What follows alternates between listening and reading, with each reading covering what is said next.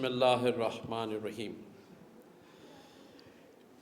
آج خوشی اس بات کی ہو رہی ہے کہ مہمان تو گورنر ہاؤس میں تقریباً روزانہ ہی آتے ہیں، لیکن یہ جو آج معصوم مہمان آئے ہیں، پیارے پیارے ہمارے بچے، اس کی جو مجھے خوشی ہو رہی ہے، بچے اور بچیوں کی، تو تم لوگ اپنے لیے خود ہی زوردار تالیاں بجاؤ۔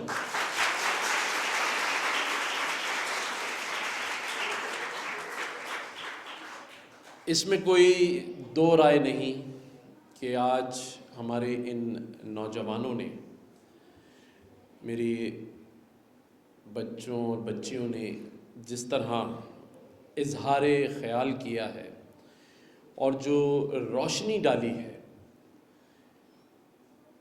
ایک ایسی شخصیت پر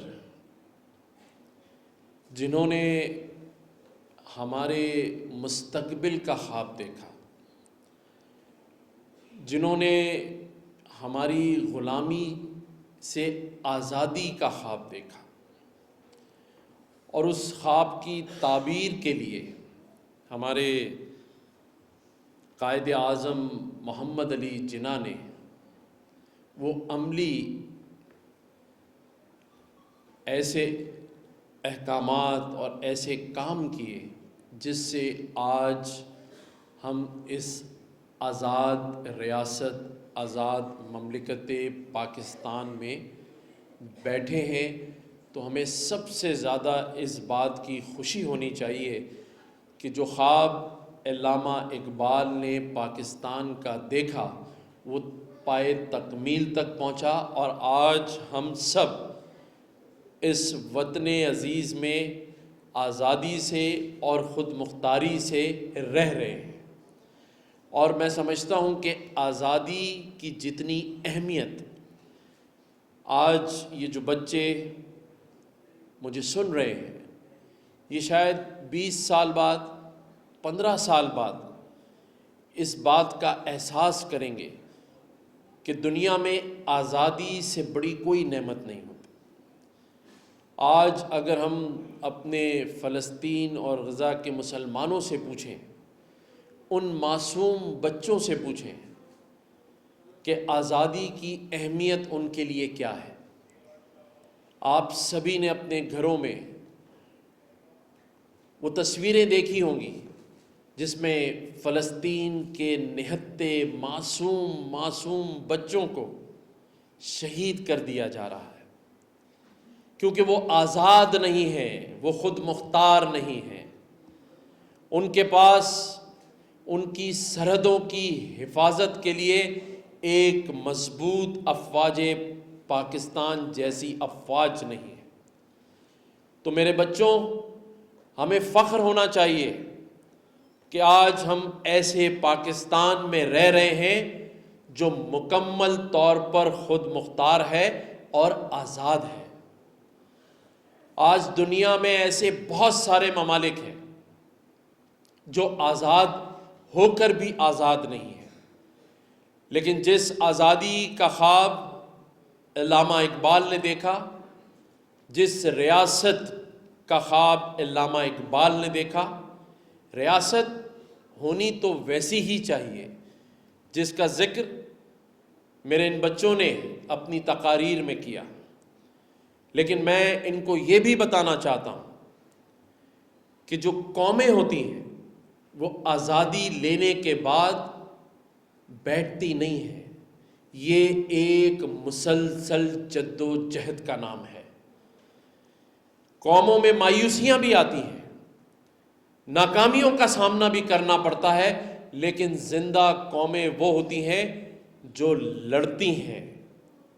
جس طرح علامہ اقبال نے آپ کے مستقبل کے لیے خواب دیکھا اور قائد اعظم نے اس کو تکمیل پہنچائی، لڑ کر انگریزوں سے آزادی لے کے، غلامی سے آزادی لے کر، اسی طرح آپ نے اپنے آنے والے مستقبل کے لیے اور اپنے بچوں کے مستقبل کے لیے اس جد و جہد کو مسلسل جاری اور ساری رکھنا ہے۔ یہ کوئی آزادی کسی گفٹ کا نام اور کسی شوکیس میں سجا دینے کا نام نہیں ہے۔ جب آپ آزادی لے کر آئے تو جن سے آزادی لی، کیا وہ آج تک خوش ہیں؟ کیا وہ آپ کو آزاد کرنا چاہتے تھے؟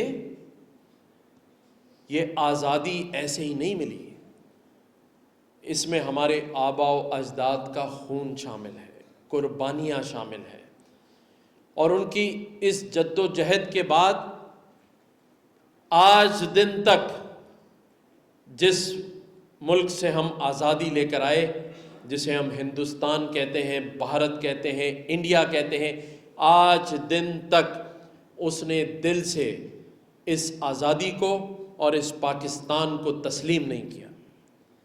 آج پاکستان کی معیشت کی خرابی ہو یا پورے پاکستان میں جو ہم حالات دیکھتے ہیں، آج کوئٹہ کے اندر بم بلاسٹ ہو رہا ہے، آج کراچی ایئرپورٹ پہ بم بلاسٹ ہو رہا ہے، یہ اسی آزادی کا خمیادہ ہے۔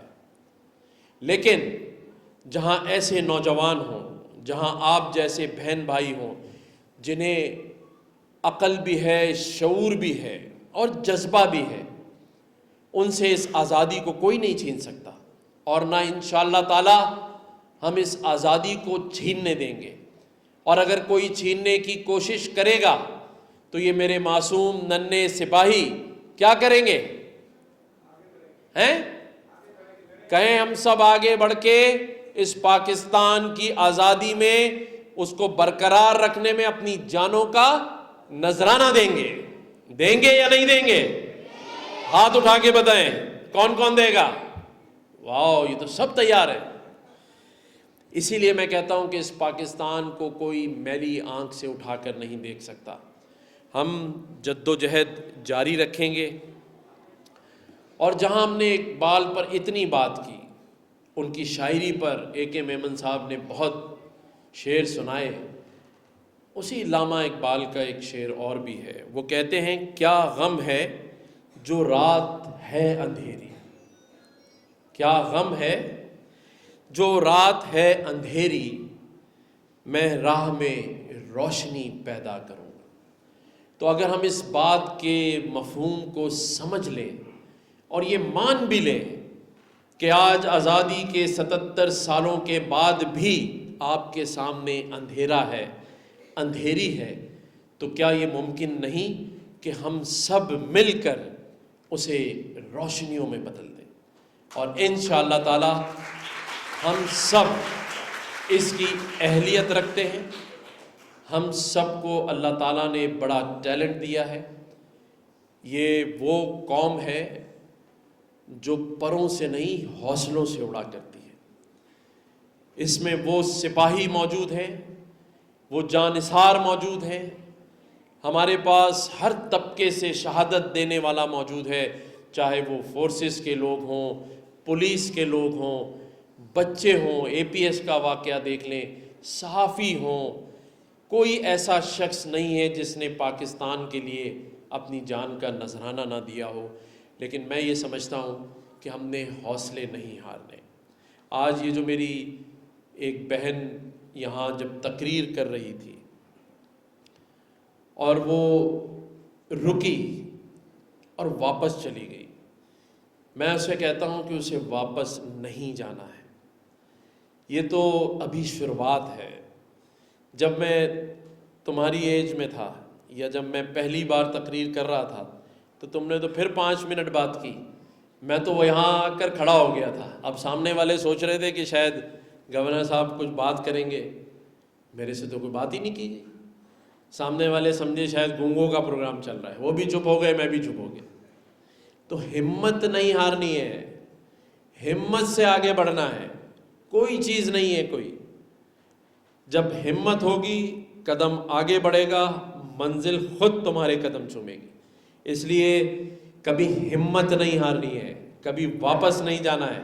اگر کہیں غلطی ہو بھی گئی کوئی مسئلہ نہیں ہے، اسے دوبارہ کرو، تبارہ کرو، اور جب تک کہ خود یہ حوصلہ نہ ہو کہ سامنے والا سن رہا ہے اور تالیاں بجا رہا ہے، جب تک کرتے رہو کرتے رہو کرتے رہو۔ کیونکہ ہم نے ایک دوسرے کو حوصلہ دینا ہے، ہم نے ایک دوسرے کا مسیحا بننا ہے، ہم نے ایک دوسرے کا ہاتھ تھامنا ہے۔ یہ پاکستان ہمارا ہے اور ہم اس کے ہیں۔ جو خواب اقبال نے دیکھا ہم اس کی تعبیر ہیں، اور تعبیر جیسی بھی ہو اسے ہم نے پوری کرنی ہے، اور انشاءاللہ تعالی ہم سب مل کے پورا کریں گے۔ اور اسی فکر کے ساتھ، اسی عمل کے ساتھ کہ یہ پاکستان چلتا رہے گا اور ہم سب پاکستان کے ساتھ ہیں۔